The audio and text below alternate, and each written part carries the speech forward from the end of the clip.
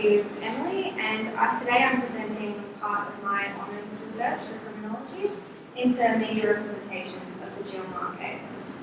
So, who here actually knows who has actually heard of breaking murder victim Jill Meagher? Okay, so that's good to see that the majority have. It shows that the media really worked.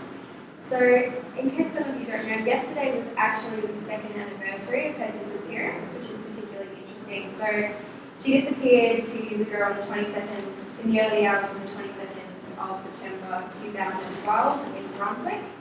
And what followed was particularly interesting because it was a heavily publicised drama that really made arguably an indelible mark upon the Victorian psyche. So, the investigation and its tragic conclusion literally gripped Melbourne in a firm stranglehold for over a week. So Victorian print media covered the development of the case following her disappearance, the discovery of her body, which came after the discovery of CCTV footage of her final moments, and finally the arrest of the suspect. So the media really capitalised on community feelings of grief, anger and fear that emerged from some members of the public following the realisation that she'd been raped and murdered. So social media played a strong role, and there were also calls for more CCTV footage due to the success of private footage in capturing Jill's final moments and her interaction with infamous convicted rapist and later murderer Adrian Bailey. And finally, it came to the fore in the media again in June 2013 with intense media interest in the sentencing of Adrian Bailey following the release of his criminal record as a serial convicted rapist, and this prompted, and he was on parole also at the time of the offence, so this in turn prompted calls for greater parole reforms and greater criminal justice reforms. It is really of great concern from a criminological perspective that news media presented this criminal case in the way it did and to the extent that it did. So, as though this particular case in itself was singularly shocking, as though it was worthy of so much more attention than other rape and murder victims in Victoria, who were considered perhaps less ideal in their victimhood. The case was made also to feel of a personal nature to many Victorians, as though they themselves knew Irish Jill, when in fact a lot of people didn't. So it is this prolonged interest in the case that really prompted me to start my honours research on the print media representation. So I analysed the narratives evident in the media coverage of the case in 2 Victorian newspapers, the Age and the Herald Sun, in an attempt to sort of gauge this construction. I formed my research around 2 key time periods, starting with September 24th, 2012, which was the first day of coverage of both the Age and the Herald Sun. So from this date until December 31st, 2012, formed my first time period. Within this, I isolated the first 7 days of coverage from September 24th until October 1st. And because this particularly included the investigation, the release of the CCTV footage, the finding of her body, and the arrest of her later convicted murderer.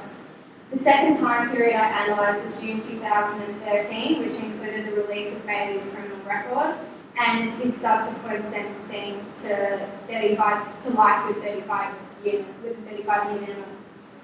So in order to do this, I collected my data using the Newsbank database and using the phrase Jill Meagher to collect first edition articles, and I was able to sift through these articles to ascertain whether they were particularly relevant to the case, and overall, coincidentally in fact, I came to a total of 200 articles across both time periods and across both newspapers, which is really pretty amazing if you think about it, if anyone who's done research of that kind before. So I used narrative analysis to ascertain both the overarching and minor narratives in the case, and I later used content analysis to a lesser extent in order to gauge some aspects quantitatively of the actual narratives themselves. So in order to conduct my research, I used these key questions. So really, what were the key overarching narratives within the case? How does the print media represent both the victim and the offender? And finally, how does the second print media represent the community and institutional responses to this case? Due to the constraints of this conference presentation, I will be mainly focusing on the construction of the victim and the offender, and also the construction of the overarching narrative in the first time period, which was that of a cautionary tale. So what I found some pretty interesting findings actually. So when it came to investigating the coverage of Jill Meagher herself, particularly in the first week, there was a substantial amount of victim blaming. It was actually quite amazing. There were concerns about how much she had to drink, whether she was tipsy, what was she wearing, why did she walk home alone, and finally there were repeatedly requested why she had ignored the asking of a male colleague to walk her home. So both newspapers used columnists and experts to try and dissect the potential reasons for her behaviour. And Andrew Rule of the Herald Sun, for instance, highlighted that there are better spots for a young woman to be walking home alone at night after drinking with workmates. Whereas, for example, The Age quoted a body language expert following the release of the CCTV footage and stated that Jill had been lured almost in a naive sense into a trap set by the hooded figure. This is particularly interesting in terms of victim blaming because when you look at prior research by Morgan and Politoff for Vic Health in terms of print media representations of violence against women in 2012, across their time period, their sample, they found an average of 22% occurrence of subtle forms of victim blaming within their sample. And what was pretty incredible was that this correlated almost exactly with the percentage of subtle victim blaming narratives I found within that first week of coverage, which was 22.1% of the articles. So it's really interesting in terms of potential further research to see where this goes. Ultimately, Jill had a fairly polarised representation, but she was largely represented positively. So much attention was given to her youth and beauty, to the extent that there were references to her as little girls and also an Irish lass. And this kind of placed her within narrow and socially accepted forms of femininity. So by emphasising her relative youth, she was also given an almost virginal quality, which is quite funny because she was married. And this is really reminiscent of Niels Christie's 1986 theory of the ideal victim and its really narrow constraints regarding giving sympathy to female victims who are only elderly and a child. So there were also these complexities apparent in representations of Jill Meagher in that phrases used to describe her could have really underlying meaning. So words such as trusting could be taken both positively and negatively in the sense that she could be seen as naive. Also, phrases such as happy-go-lucky could be seen as her being reckless. So you really have to take sort of these double meanings into account. Also, she was mainly sort of considered as the every woman figure, as the loving daughter or the beautiful bride that was a relatable middle-class figure to many Victorians. So much attention was given to her relationship with her husband and how they were a lovely couple who were denied their fairy tale-esque happy ending with future children and grandchildren for her parents. And similarly, she was ultimately shown to be the dutiful daughter, with her last phone call having been to her brother regarding her father's ailing health. Interestingly, the offender representation also had a large amount of complexities, particularly between the first time period and the second time period. So the media was obviously allowed to say a lot more about Adrian Bailey post-sentencing than they were prior to his trial. And this was really apparent. So in the CCTV footage before he was actually identified, he was really the mysterious man in the hoodie. And this is really reminiscent of the sex fiend figure found in Sue and Warby's 1991 work, Sex, Crime and the News. And there was kind of emphasis on his sauntering walk and his hollow cheeks, and connections made between his appearance and that of other near misses and other attacks in the area. So he was truly constructed as this figure that could really strike again and was a serial offender. However, at the time of his arrest, emphasis was made on how shockingly ordinary he was and how he was really this smiling sort of average Joe figure who was a gym junkie and described by most acquaintances as being fairly normal. So by expressing surprise at his ordinariness, both newspapers were really reiterating the stereotype that only monsters and psychopaths could really commit such an atrocity, which is particularly relevant in terms of previous research. So in the second time period, however, all restraint was completely gone once he came to his sentencing with the release of his criminal record. So he was described using words such as bottom feeder and the state's most despised man. I found particularly interesting. And drawing back to Sue Walker's representation of the sex fiend, he was also compared to other notorious criminals. So, being a schoolgirl killer, Leslie Camilleri, he was also compared to men who killed their own children, such as Robert Farquharson and Arthur Freeman. So essentially you have these polarised representations of both the victim and offender within themselves and against each other. Both of these figures help to construct the cautionary tale. So to give you an idea, I use the definition of cautionary tale according to the Macmillan English Dictionary, which is a story or a series of events in which something bad happens that you can then use as a warning for the future. So it's very much like moral tales, like Little Red Riding Hood.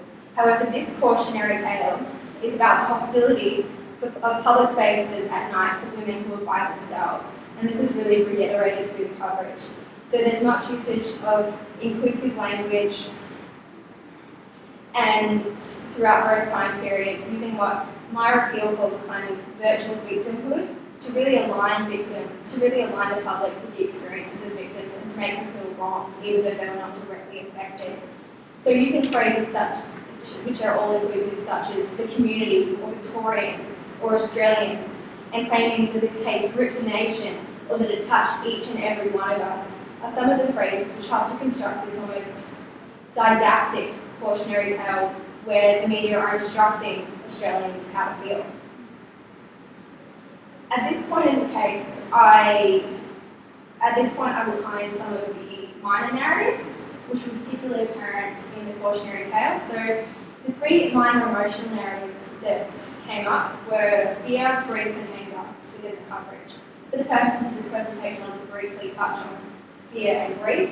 So by drawing upon how relatable Jill Meagher was to particularly white middle-class women, the newspapers were able to instill this cautionary tale and re-energise the societally entrenched fears that women should fear for their safety in public spaces. So playing upon stereotype presumptions that women need to feel for their fear in public spaces, they encourage women to change their behaviours, so by walking home alone with others or by engaging in self-defence classes and not walking home alone.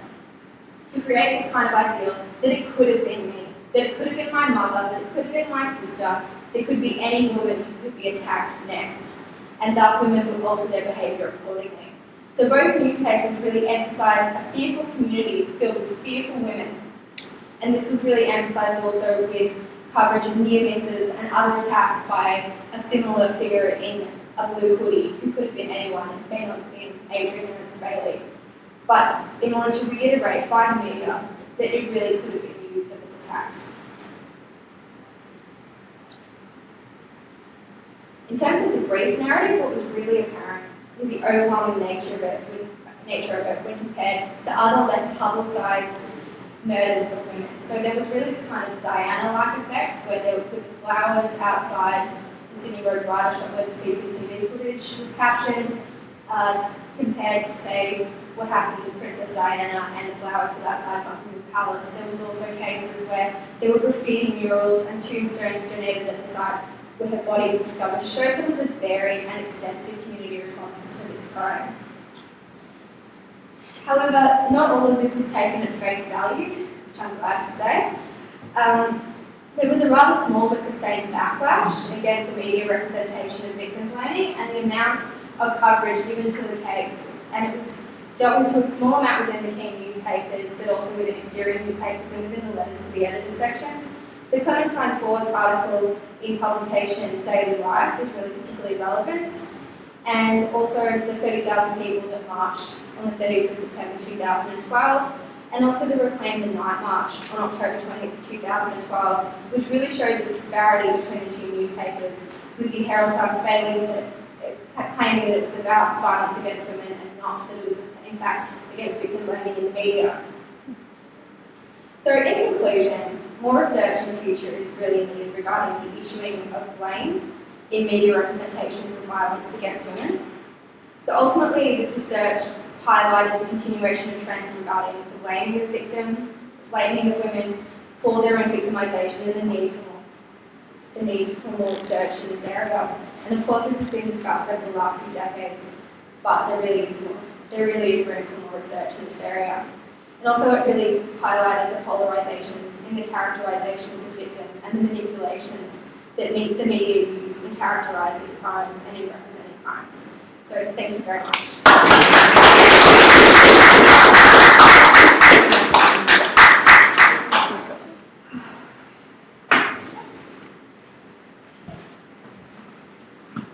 Okay, thank you, Emily. We will take questions at the end, so I'll invite Amanda to come up. Amanda is from Faculty of Arts Journalism. And the topic is polls and policy mutually exclusive or opening a deeper conversation? Question mark. So I'm sure that's what she's going to answer for us. Thank you, Amanda. Or I hope so.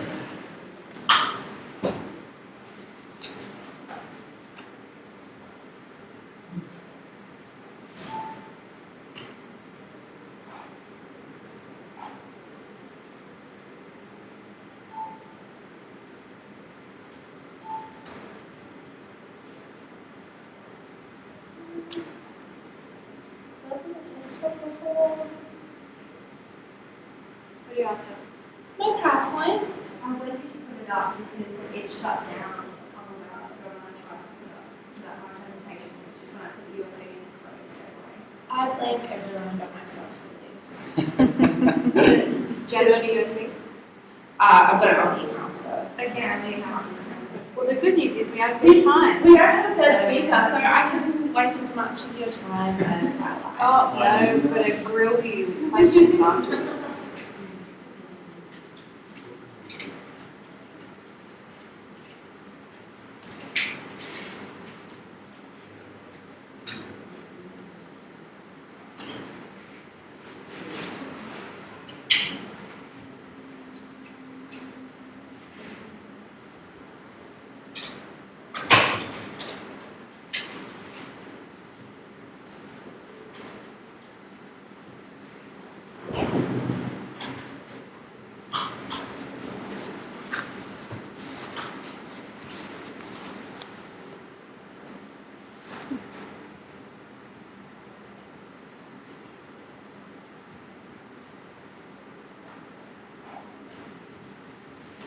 Alright, so I'm Amanda, I'm a time waster, and today my conference presentation is about the use of opinion polls in political journalism. So basically political journalism has been given the task of keeping the bastards honest or reporting back on what's actually happening in the political domain. But more recently, their ability to perform this task has come into question. Despite the rise of citizen journalism and political blogs, not to mention the ability of politicians and political parties to actually inform citizens through their own means, political journalism is still a key source for information provided to citizens. In her 1998 analysis of the role of journalism in democracies, Julia Schultz wrote, "The ideal of the news media successfully fulfilling a political role that transcends its commercial obligations has been seriously battered. Its power, commercial ambitions, and ethical weaknesses have undermined its institutional standing. There is now a widespread and reasonable doubt that the contemporary news media can no longer adequately fulfill the historic role that the press created for itself hundreds of years ago." Don't worry about the noise. It's fine. Alright. Key academics in politics, communications, and journalism have identified that one of the key areas that political journalism is failing is its dependence on horse-race journalism. Horse-race journalism can best be described as a style of reporting that focuses on opinion poll results and the competition between parties and candidates, rather than key policy items or substantial election issues. Political news has been scattered with opinion polling for the past 40 years. While people often turn to political news to understand how candidates' policies might influence them, they also want to know who's ahead, who's behind, whose strategy is working, and who just cost themselves the election. As technology to capture opinion increases, so does the need for news outlets to continuously publish what everybody thinks. This style of reporting will turn each election into a race, a simple sprint to the finish line where there is a winner and a loser. This can be visualised in head-to-head races between candidates. You can rely on the numbers to tell you which horse to back, and the visual imagery of candidates actually just running places. So, in her 2010 analysis of the Australian journalism in TV, radio, and print, up until the 2007 election, Sally Young found that a great deal of Australian political coverage focused on the horse race. She found that close to half of all newspaper front pages were focused on the competition between candidates and opinion polls. This coverage was shown to be shallow and not indicative of real issues surrounding elections. But not all experts believe that a focus on poll results and a focus on election issues is mutually exclusive. Matthews picked up on cover in 2012 performed a comprehensive analysis of Canadian election results. They found that opinion polls actually opened up a wider conversation about important electoral issues. So that they found that these stories were longer, they contained more issue analysis, and they were in general more informative than those without opinion polls. After finding this in my research, I wanted to know, have opinion polls evolved into a tool to discuss political ideology, or has little changed since Young's research? As an investigation into the current state of political journalism, my own research into opinion polls and reporting begins with the 2007 election, where Sally Young finished. I analysed not only how opinion polls appeared in the news, but what they were actually saying. 3 newspapers were chosen to be a part of my data collection. I looked at The Age, The Australian, and West Australian. These newspapers were selected for their ability to represent different localities, as well as a split between tabloid and broadsheet formats. There were a total of 970 political articles in each constructed week, which brings it to 63 editions that were looked at. So I not only looked into the prevalence and prominence of opinion polls, but also the framing surrounding them. What narratives were raised during this information? Do stories of opinion polls simply parrot the opinions of the masses, or do they actually deal with what we really need to know to make that decision at the ballot box? Overall, it can be seen that almost 10% just over 10% really, of all political coverage was based on simply opinion polling stories. But within these stories, once you break them down per year and per publication, it sits about the same amount. So really, you've got some peaks and troughs, but due to the small sample size in each breakdown, there's very little that is actually statistically significant between publications or between election years. So, what does this actually mean? When you look a little deeper, you've also got to look at the prominence of these articles. And a 5-line article does not have the same importance editorially or to an audience as what a front page, what a double page spread does. So I also looked at the prominence of these articles. Poll analyst Peter Brand wrote, opinion polls cost a bomb to produce, so onto page 1 they must go. Then everyone must pretend that's where they belong, adding 700 words of interpretation, turning them over, looking for meaning, interpreting them as good or bad, for someone or other, pretending you can identify why the numbers have moved in a fortnight. Anecdotally, that's correct, but when you break down the numbers, opinion polls clearly take up more of the front page than any other political item. The percentage breakdown here is based on the total number of each style of story. So the total number from early news. For non-polling stories, it was sitting about 8% was sitting on the front page. When you look at the opinion polling stories, well over a quarter of these were situated specifically on the front page. Given that front pages are so important to editors, to audiences, they set the tone for the paper, they set the tone for the news for the day, the week, they set the tone for the election. If you're only looking at this through the idea of race rather than why you're making your decisions, it really doesn't bode well for political journalism in Australia. So, what are these polls actually saying?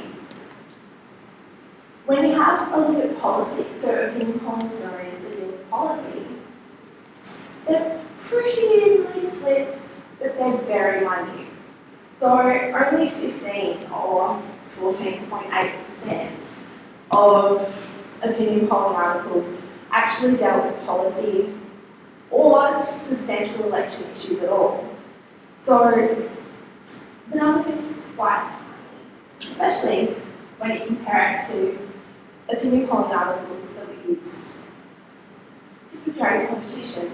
Now, in these articles, you're really looking more at this person's winning, Abbott over Gillard, Rudd over Howard. It's breaking it down into a very simple, very easily constructed narrative, but it doesn't contain a lot of information. Differences in Australian media organisations have been noted by some academics to include vastly different styles of news. But when looking at each newspaper in relation to their opinion poll reporting, there is no significant difference that's attributable between mastheads. Audiences of the Australian are more likely to see opinion polls, with an average of 2.48 opinion polls per newspaper edition, in comparison to, say, 1.28 for the Age or 1.08 for the West Australian. However, readers of the Australian are getting more political news anyway. So when you break this down per political story, then you're not really getting very much difference. When looking at the election years, it can be seen that there are no discernible trends. The argument made by Grove in 1980 that policy is underreported and polls are overreported when candidates agree on issues is not really representative of sample. The 2010 Australian federal election has been acknowledged for having very few policy differences between candidates. This was one of the reasons why the hung parliament is said to have happened. Yet the figures of my sample show that the polls in this election were actually slightly less when compared to the 2007 or 2013 elections, which were both considered to be landslide wins, one for either party.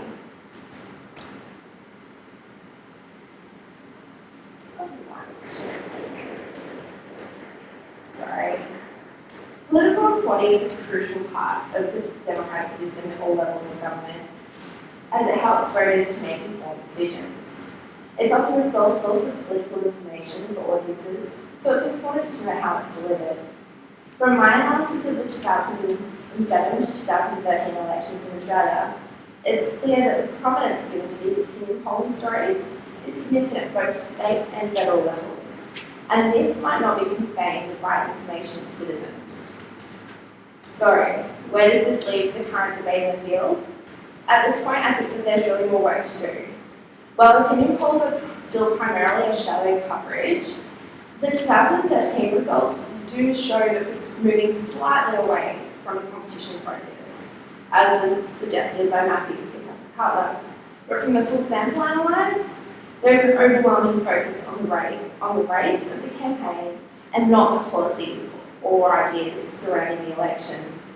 This could really result in voters being underinformed about the issues that really matter to them. Despite the costs of market research and the relatively low importance of the information being conveyed, it's still evident that elections are susceptible to horse race journalism.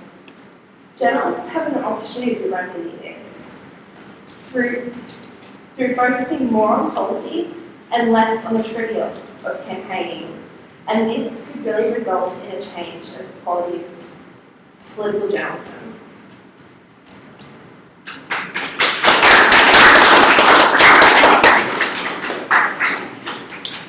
Okay, so that's the end of our speakers for this session. So I would like to ask Emily and Amanda to come up front, and now we have a chance for you to ask questions.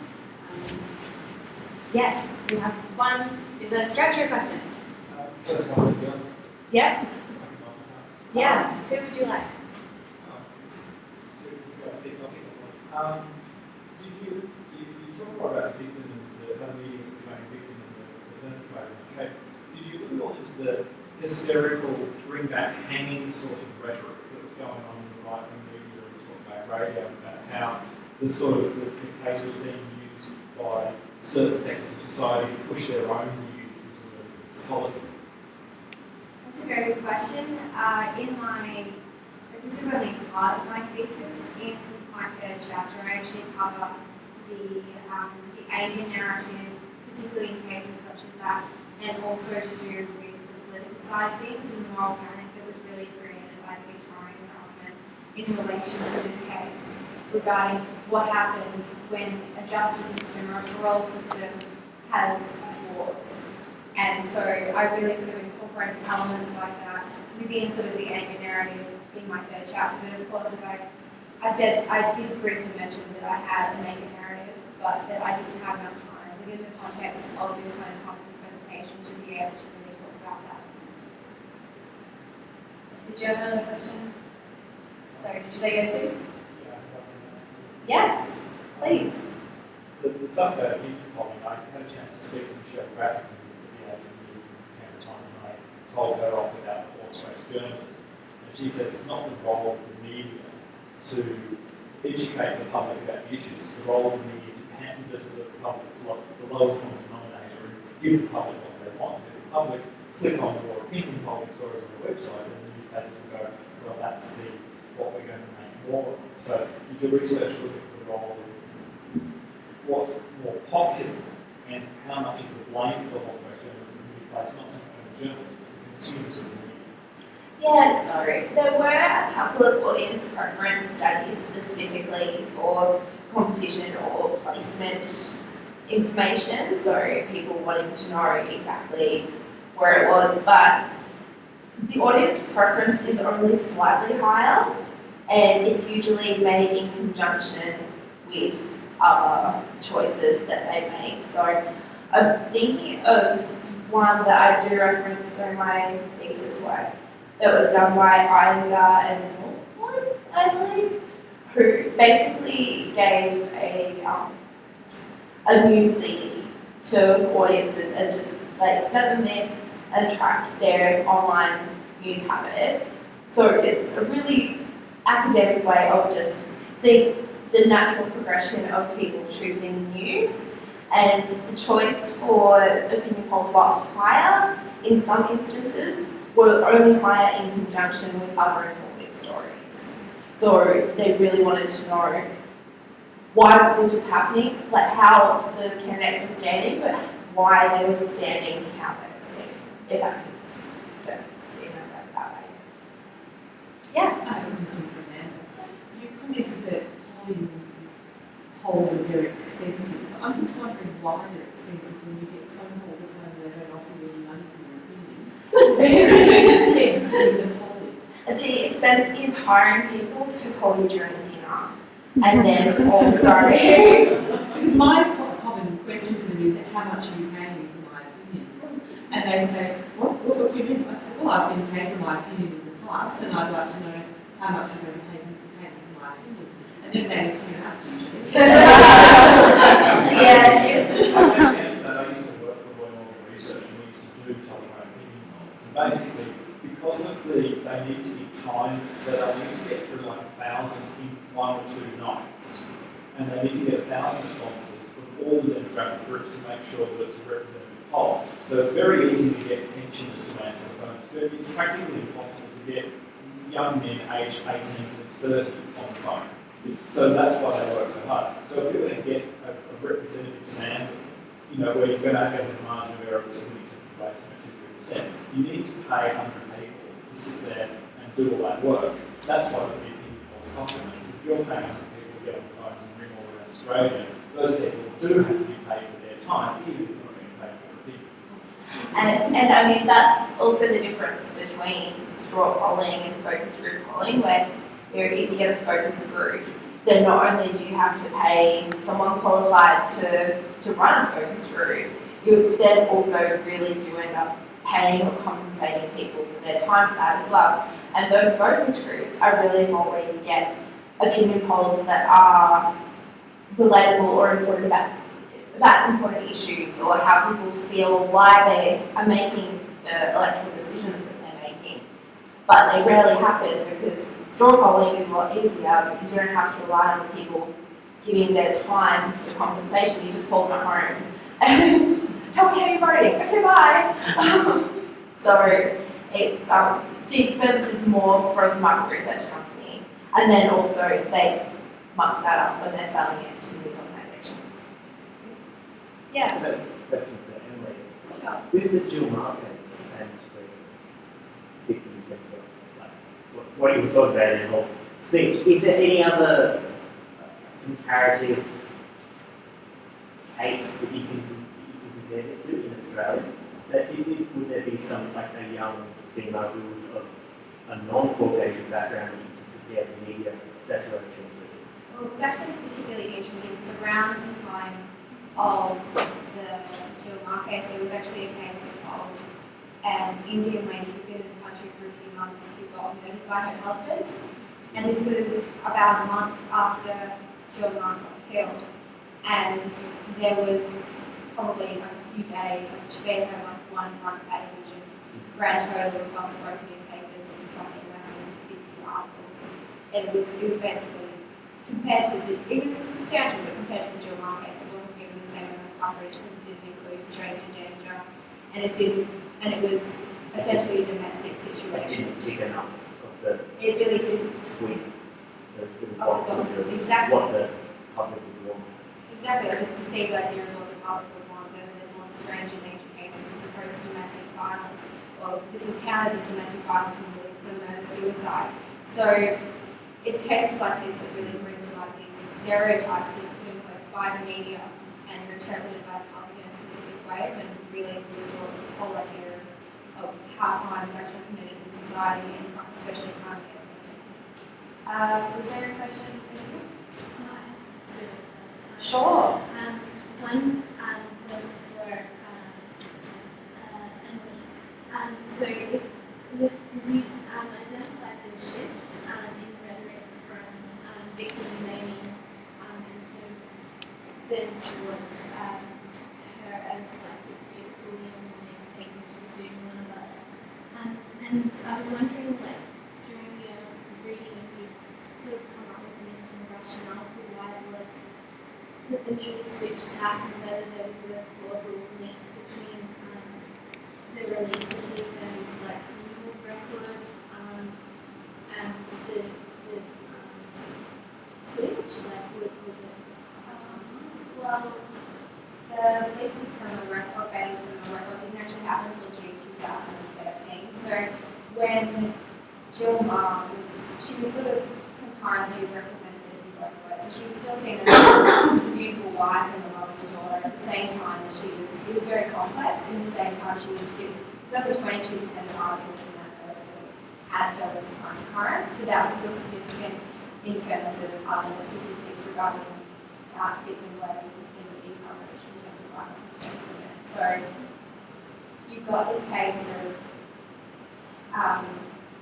where she's kind of lots of different things at the same time. It's multifaceted, which is really interesting because in previous research shown in the last few decades, a lot of emphasis has been made on how simplistic the representations of the victim are. They're either one thing or the other. They're either seen as the bad girl or the good version of the figure.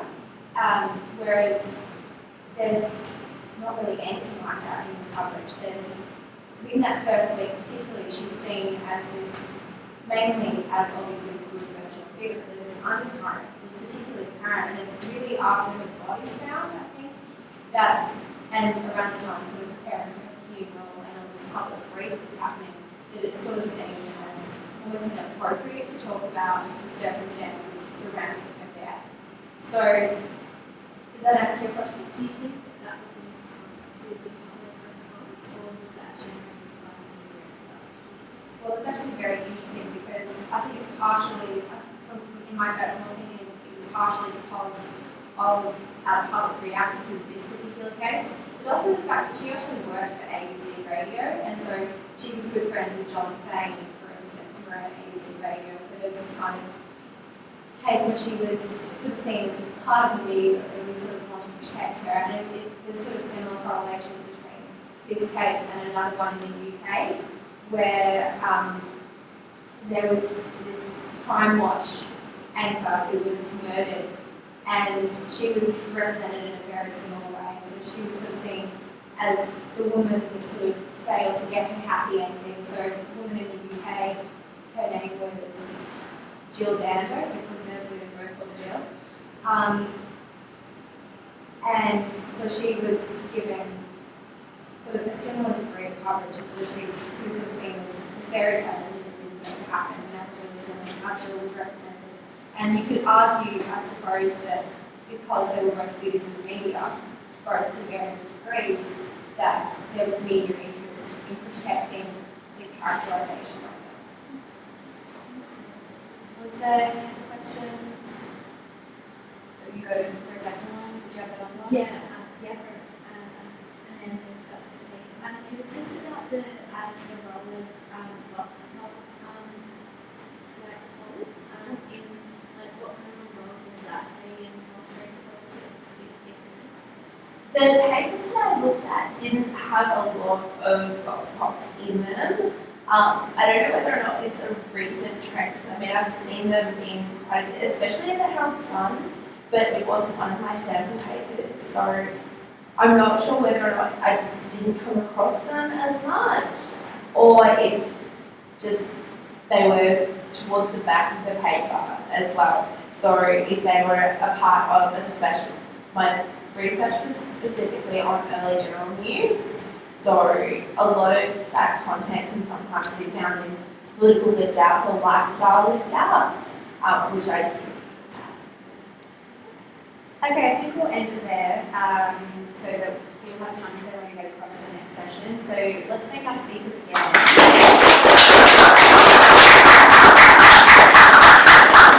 Especially because they did a very good job fielding all more questions than other presenters have had to do. Next up in this room we have session 7C. Next door we have 7B to remind